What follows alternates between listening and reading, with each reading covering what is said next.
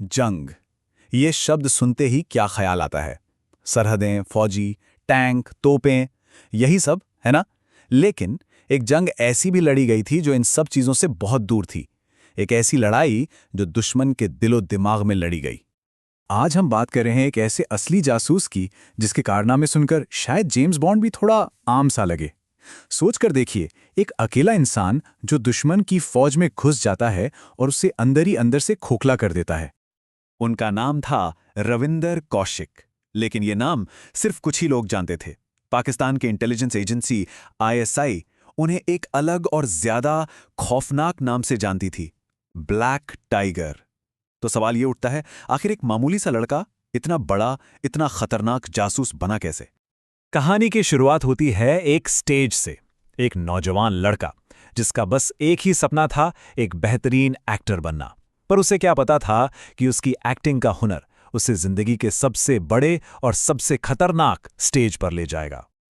तो ये थे रविंदर कौशिक, राजस्थान के श्रीगंगानगर से।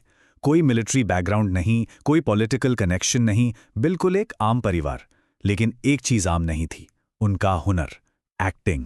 लोग कहते हैं कि जब रविंदर स्टेज पर होते थे तो वक्त जैसे थम सा जाता था। वो सिर्फ एक्टिंग नहीं करते थे, वो उस किरदार को जीते थे। इतनी कमाल की कि असली और नकली का फर्क ही खत्म हो जाए। और फिर एक दिन लखनऊ में एक नेशनल ड्रामा मीट हो रही थी और उनकी इसी कमाल की एक्टिंग पर नजर पड़ी भारतीय खुफिया एजेंसी यानी रॉ की। भीड़ में बैठे उनके एक ऑफिसर ने यह भांप लिया कि यह लड़का सिर्फ 2 घंटे का रोल नहीं, ये तो पूरी जिंदगी एक किरदार में गुजार सकता है। और आखिर एक डीप कवर एजेंट होता क्या है?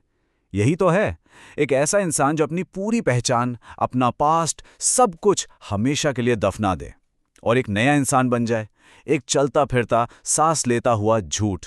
और इस रोल के लिए रविंदर कौशिक को चुना गया था। दिल्ली में 2 साल तक उनकी सख्त ट्रेनिंग चली और उसके बाद उनके सामने एक ऑफर रखा गया।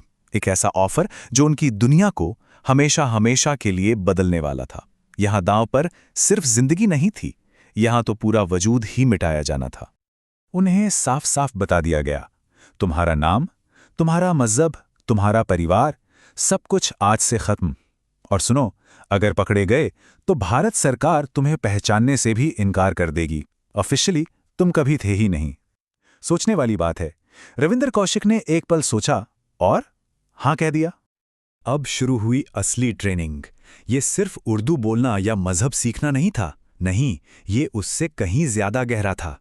उन्हें पाकिस्तान की ज्योग्राफी, वहां का कल्चर, यहां तक कि वहां के लोगों की सोच को अपने अंदर उतारना था। उन्हें सिखाया गया कि एक पाकिस्तानी की तरह सोचा कैसे जाता है, भारत से नफरत कैसे की जाती है। धीरे धीरे रविंदर कौशिक को मिटाया जा रहा था। और फिर आखिरकार वो रात आई। उनके सारे भारतीय डॉक्यूमेंट्स उनके सामने जला दिए गए। पर वो आग सिर्फ कागजों में नहीं लगी थी, वो आग रविंदर कौशिक के अस्तित्व को, उसकी पहचान को जला रही थी। और उस राख से एक नया इंसान पैदा हुआ, नबी अहमद शाकिर।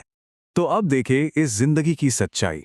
एक तरफ था रविंदर कौशिक, एक एक्टर, एक बेटा जिसके अपने सपने थे, और दूसरी तरफ नबी अहमद शाकिर, एक जासूस, एक एसेट जिसका ना कोई अतीत था ना कोई भविष्य, सिर्फ एक मिशन, एक देश जिसको बचाने की जिम्मेदारी अब उसके कंधों पर थी।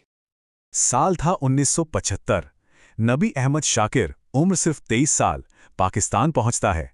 वहां कराची यूनिवर्सिटी में एडमिशन लेता है, लॉ की पढ़ाई शुरू करता है।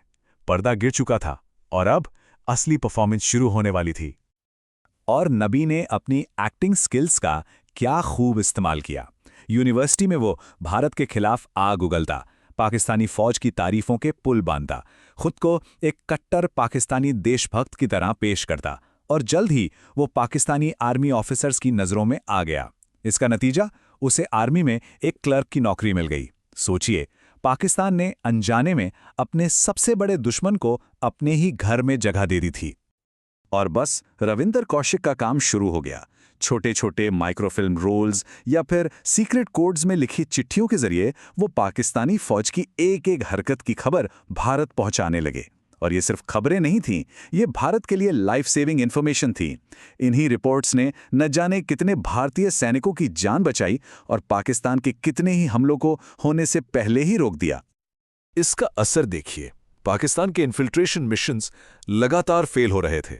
उनको समझ नहीं आ रहा था कि हो क्या रहा है। उनका साजो सामान, उनके हथियार सब बर्बाद हो रहे थे और भारतीय सेना के लिए अब सरप्राइज अटैक जैसी कोई चीज बची ही नहीं थी। पाकिस्तानी कमांडर्स बिल्कुल परेशान थे। उनकी हर चाल बॉर्डर पार करने से पहले ही दिल्ली को पता चल जाती थी। और नबी अहमद शाकिर का रुतबा बढ़ता जा रहा था। अपनी काबिलियत के दम पर वो पाकिस्तानी आर्मी में मेजर की पोस्ट तक पहुंच गया। अब सोचिए, जो इन्फॉर्मेशन वो भेज रहा था वो कितनी कीमती होगी। एक अंदाजा है कि 1979 से 1983 के बीच सिर्फ उस एक आदमी के इंटेलिजेंस ने पाकिस्तान को करोड़ों का स्ट्रेटेजिक और फाइनेंशियल नुकसान पहुंचाया था। आईएसआई को अब पूरा यकीन हो चुका था कि उनकी फौज के अंदर ही कोई गद्दार बैठा है, कोई है जो उनकी हर प्लानिंग को सीधा दिल्ली भेज रहा है। पर वो उसे पकड़ नहीं पा रहे थे। वो सिर्फ उसके काम का, उसकी तबाही का असर देख पा रहे थे। और आईएसआई के आलीशान दफ्तरों में इस अनजान दुश्मन के लिए खौफ और थोड़ी सी इज्जत के साथ एक नाम रखा गया, the black tiger. Black tiger अब लगभग अजय लगने लगा था। ऐसा लगता था उसे कोई पकड़ ही नहीं सकता।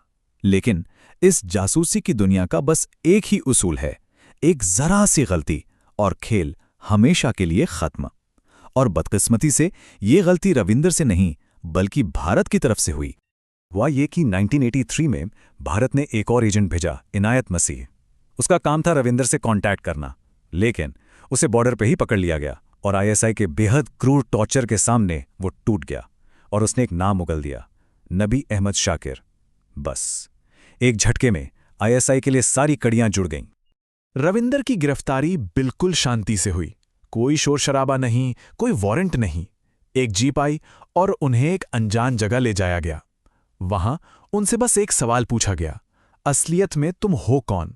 और इस एक सवाल के साथ ही नबी अहमद शाकिर का 8 साल लंबा रोल खत्म हो गया। अगले 2 साल उन्हें सियालकोट के एक इंटेरोगेशन सेंटर में रखा गया। उन पर इतने जुल्म हुए जिसका कोई हिसाब नहीं, लेकिन रविंदर कौशिक ने भारत के खिलाफ एक लफ्ज नहीं कहा, एक भी राज नहीं खोला। जब वो किसी भी तरह नहीं टूटे तो उन्हें मौत की सजा सुना दी गई। बाद में इसे उम्र कैद में बदलकर मुल्तान की जेल में डाल दिया गया। लेकिन रविंदर की कहानी यहां खत्म नहीं होती। सच तो यह है कि यहां से इस कहानी का सबसे दर्दनाक चैप्टर शुरू होता है।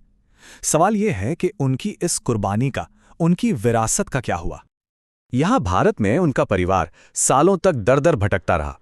सरकार को चिट्ठियां लिखीं, गुहार लगाई, लेकिन हर जगह से बस एक ही जवाब मिला, हमारे पास रविंदर कौशिक नाम के किसी एजेंट का कोई ऑफिशियल रिकॉर्ड नहीं है। जिस देश के लिए उस इंसान ने अपनी पहचान मिटा दी, उसी देश ने उसे पहचानने से इनकार कर दिया। आज जब हम ये पूरी कहानी सुनते हैं तो दिल में एक सवाल बार बार उठता है, अगर उनकी कुर्बानी ने हजारों लोगों की जान बचाई, अगर उन्होंने देश के लिए अपना सब कुछ दांव पर लगा दिया था, तो फिर उनके नाम को इस तरह गुमनामी के अंधेरे में क्यों छोड़ दिया गया? पाकिस्तान की जेल में पूरे 16 साल टीबी और दिल की बीमारी से लड़ने के बाद साल 2001 में रविंदर कौशिक ने आखिरी सांस ली। ये कहानी है बेपनाह बहादुरी की, बेमिसाल त्याग की और एक ऐसे हीरो की जिसे शायद उसका अपना ही देश भूल जाना चाहता है।